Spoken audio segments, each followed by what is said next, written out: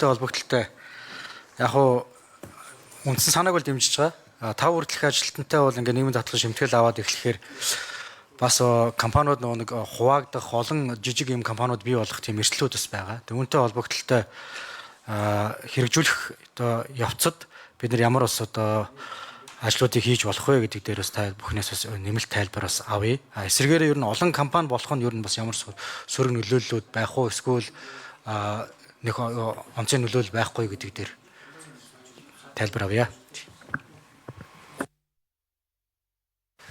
За ажлын хэсгийг ахлах шаруулъя, болгонтой өгч шаруулъя. За үнийг бас хилцүүлгийн явцад нэлээд хөгшүүд асуусан.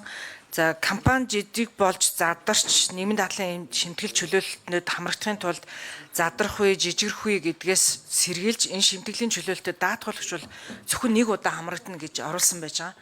За ингэснээр нэг компанид очиод нэг хөнгөлт чөлөөлөлт ажил олгогчд нь идэвхжүүлээл дараагийн компанид очиод дараагийн хүнд нь бас хөнгөлөлт чөлөөлөлт ажил олгогчд нь идэвхжүүлээд байхааргүйгээр энэ хуулийн зохицуултыг одоо нэгдүгээрт бас хийж өгсөн. За яг үүсгэн байгуулагчаар хийхэд их хэцүү юм байлээ. Одоо зарим үүсгэн байгуулагч бол 5-10% ч байдаг юм уу.